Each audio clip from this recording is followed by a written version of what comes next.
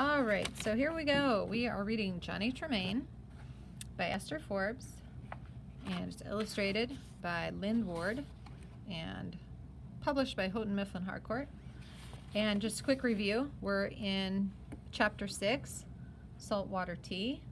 So yes, talking about the Boston Tea Party that is coming and the events that are leading up to it. And so in this section 1 that we read on the previous video, Johnny is kind of getting used to his job as a delivery boy for the Boston Observer, and he's getting to meet the Sons of Liberty, who are really big players in this whole uprising.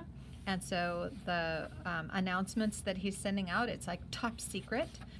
And so he gets to go to Mr. Hancock's house and just kind of get to know the people and whether they are trustworthy or not. And so some of the people, like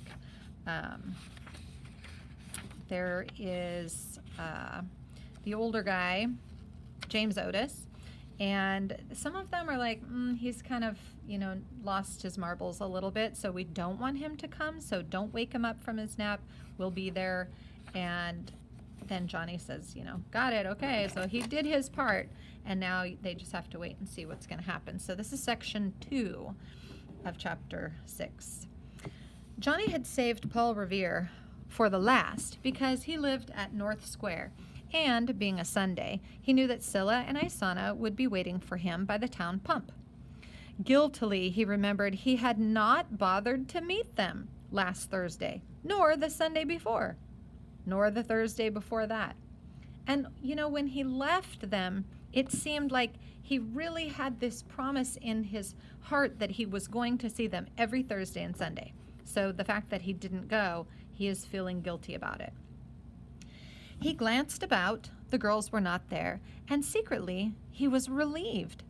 He went on to Mr. Revere's. The silversmith was busy drawing a political cartoon concerning tea and tyranny. He did not draw well, not the way he made silver.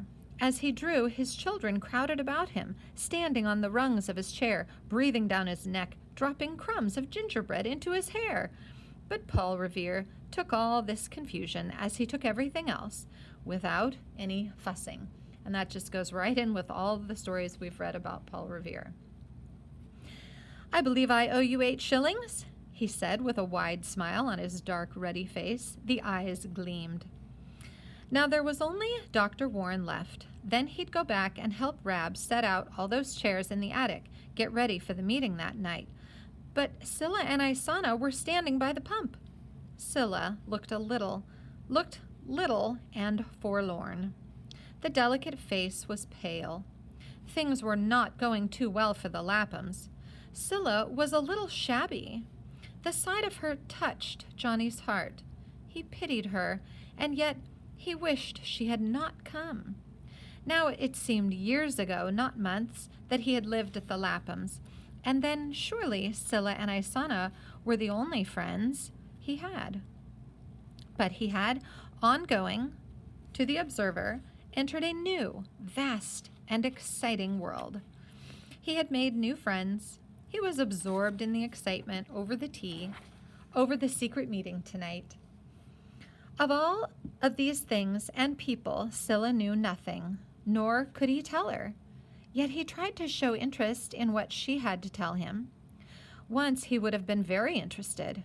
Now he felt like a hypocrite, and because he was uncomfortable, he blamed it in some way on Scylla.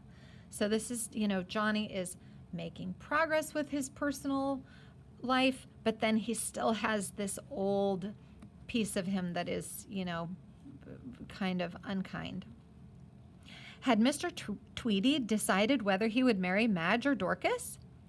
Well, Scylla hoped he would choose Madge. Dorcas was just about crazy over Frizzle Jr. She said she would elope with him if Ma tried to make her marry Tweedy. How was Dove? Just like always. Dusty? Hadn't he heard? Dusty had run away to sea. Old Master? No, he had not even stepped inside his shop since he had signed with Mr. Tweedy. He said he hadn't long to live, and he was going to spend all his time preparing to meet his maker. But Johnny wasn't really interested in all this news. He was absorbed with the meeting this night, the tea ships. It bothered him a little that Scylla was so faithful. There had been many and many a Sunday when he did not get to North Square. He was too busy with Rab and his new world. But he knew that Scylla, usually, as today, toting Izana along with her, never failed. She said she understood he could not always keep a schedule, but if he had tried harder, he could certainly have done a lot better. That very feminine faithfulness of the girl irritated him, but he had not admitted this to himself. She took it for granted that Johnny had not changed, and he had changed much. If, the winter of '73, Johnny Tremain had a romantic attachment to anyone, it was to that black-haired and, as far as he knew, black-hearted, bad-tempered, disagreeable, conceivable cousin of his, Miss Lavinia Light. Certainly not Priscilla Lapham. Isana especially got on his nerves. She was showing off more and more all the time. She knew that if she kept her hood off, someone would come along and say how pretty she was.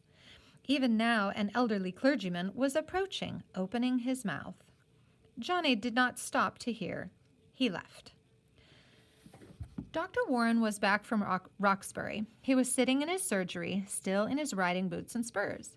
8 shillings, sir, said Johnny. I guessed we'd meet tonight. I'll be there. But wait a moment. I promised this article to Mr. Loren this morning. Got held up. Woman fell out of an apple tree. Broken thigh. He went on riding. He was a fine-looking young man with fresh skin and thick blonde hair and very bright blue eyes. Even a horse boy merely entering that surgery would feel confidence in him and his skill.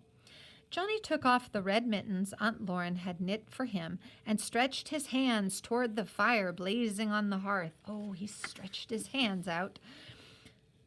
The pen stopped scratching.